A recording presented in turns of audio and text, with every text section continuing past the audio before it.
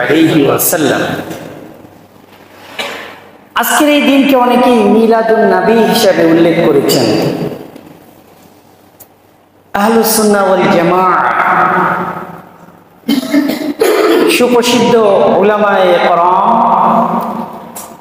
তিনারা মত দিয়েছেন ইসলামে মিলাদুন নবী বলতে কোনো শব্দ নাই, হাদিসেও নাই, কোরআনেও নাই। সুতরাং যেই শব্দটা হাদিসে নাই, কোরআনে নাই, ওই শব্দটা আমরা ব্যবহার করব। তবে হায়াতুন নবী, সিরাতুন নবী, বিশ্বনবীর জীবনী, বিশ্বনবীর চরিত্র, এগুলো হাদিসে অসংখ্য জায়গায় পাওয়া যায়। এজন্য বিশ্বনবীর জন্ম, মিলাদ, এটা নিয়ে অনেকের অনেক মতানৈক্য আছে।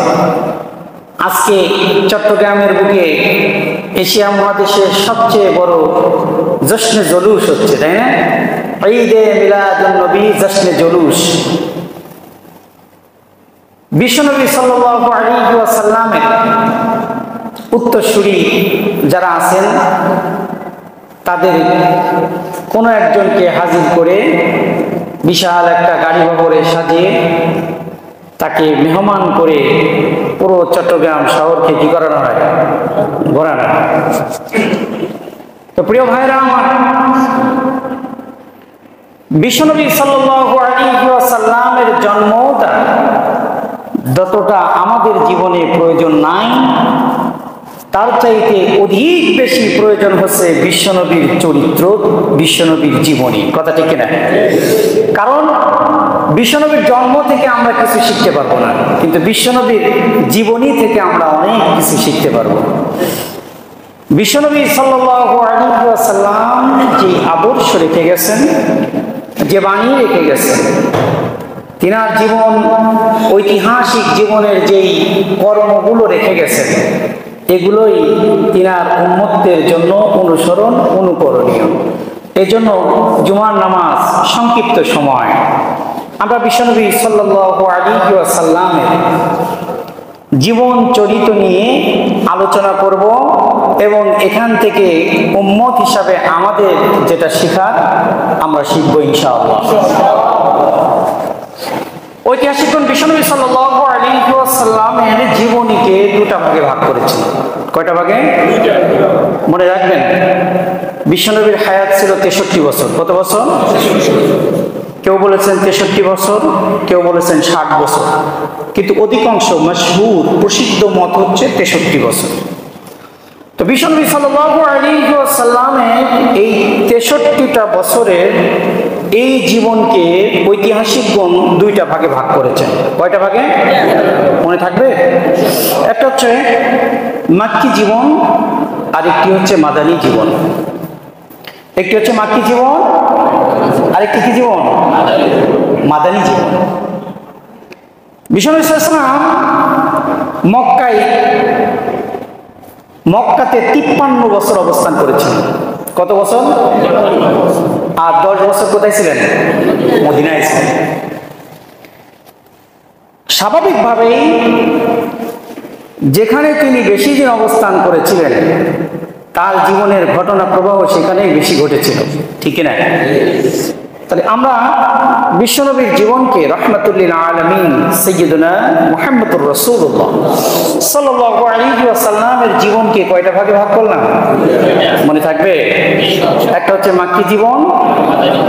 মাক্কি জীবন কত বছরে? 53 বছরে, জন্ম থেকে 53 বছরে। আর মাদানী জীবন,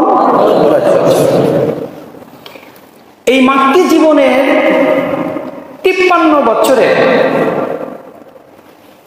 40টা বছর তখনও তিনি নবুয়ত পান নাই।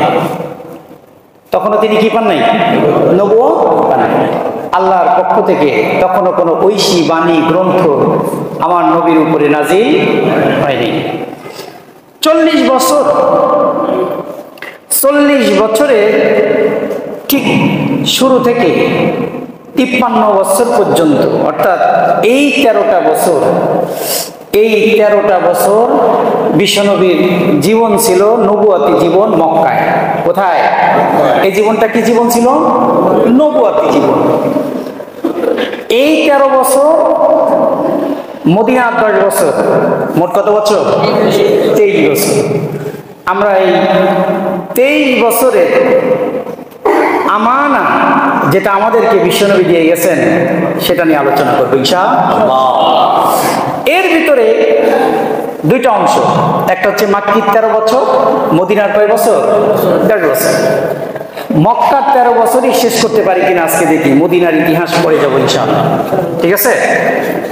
মক্কার জীবনটা, বিশ্বনবীর জীবন ছিল স্ট্রাগলময়। যুদ্ধ করেছেন, অত্যাচার, নির্যাতন, নিপীড়ন, নিষ্পেষণ, বুলিং, ট্যাগিং, এগুলো বিশ্বনবীকে দেওয়া হয়েছে মক্কার জীবনে। কোন জীবনে? মক্কার জীবনে কষ্টি পাথর দিয়ে সাহাবীদের ঈমানকে তৈরি করেছে এবং মদিনার জীবনে গিয়ে আন্তর্জাতিক পরিমণ্ডলে ইসলামের দাওয়াতকে প্রসার করেছে। তো যেখান থেকে শুরু করেছেন বাতিলের রক্ত চক্ষুকে উপেক্ষা করে একটা নতুন আনিত ধর্ম মানুষের ভিতরে প্রসার করতে গিয়েছেন, বাধা আসবে কি আসবে না?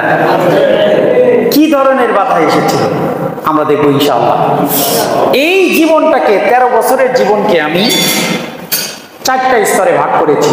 কয়টা স্তর? 4টা স্তরে ভাগ করেছি। কয় বছরের জীবন? 13 বছরের জীবনকে 4টা স্তরে ভাগ করেছি। তারপরে আমরা দেখি, তার পূর্বে যে আল্লাহ রাসূল এই দুনিয়াতে কেন আসলেন,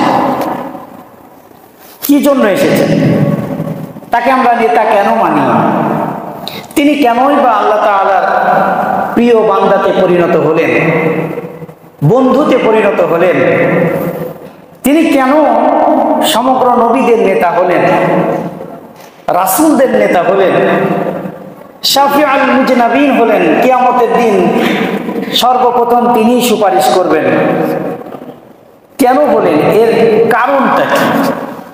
আল্লাহ রাব্বুল আলামিন ঘোষণা করছেন যে আমি বিশ্বনবীকে কেন নাযিল করেছি, শোনো। লিতুখরিজান নাস মিনাল যুলুমাতি ইলান নূর,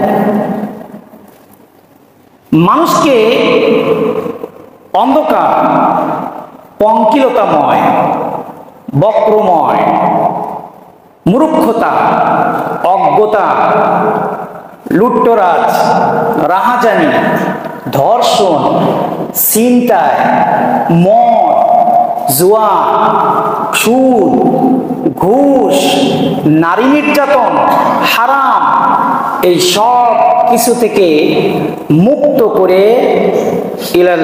লিতুখরিজান নাস মিনাল যুলুমাত ইলান নূর, যাতে বান্দাকে আলোর দিকে আঙ্গুল ধরে নিয়ে আসতে পারে। সুবহানাল্লাহ। এটা ছিল বিশ্বনবী এই পৃথিবীতে আনার উদ্দেশ্য। আল্লাহ রাব্বুল আলামিন ঘোষণা করেন, যখনই আমি কোনো নবী পৃথিবীতে পাঠিয়েছি তখনই আমি তার সাথে একটা কিতাব দিয়েছি। কি দিয়েছি? কিতাব দিয়েছি। এই কিতাবের কাজ হচ্ছে লিয়াকুমান নাসু বিল কিসত, এই কিতাব দিয়ে, এই বিধান দিয়ে, আইন দিয়ে মানুষ যাতে করে সমাজের ভিতরে ন্যায় প্রতিষ্ঠা করতে পারে।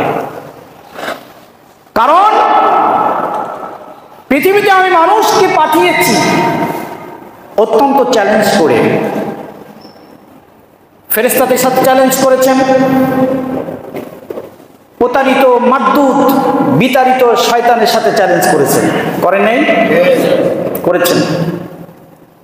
চ্যালেঞ্জ করে আল্লাহ রাব্বুল আলামিন আমাকে আপনাকে এই পৃথিবীতে পাঠিয়েছেন। যাদের সাথে চ্যালেঞ্জ করে এই পৃথিবীতে আমাদেরকে পাঠালেন, এই পৃথিবীতে আমাদেরকে এতিমের মতো একা একা তিনি ছেড়ে দিতে পারেন না। এই জন্য আল্লাহ রাব্বুল আলামিন হাজারো বক্র পথের ভিতরে বাঁকা শয়তানের ওয়াসওয়াসা প্রতারণার ভিতর থেকে হেদায়াতের পথে বান্দাকে পরিচালিত করার জন্য যুগে যুগে অসংখ্য নবী রাসূল পাঠিয়েছেন, আর প্রত্যেক নবী রাসূলকে একটি করে হুকুমত দান করেছে। এই জন্য আল্লাহ রাব্বুল আলামিন বলেন, লাকাদ আরসালনা রুসুলানা বিল বায়িনাতি ওয়া আনজালনা মা'আহুমুল কিতাব।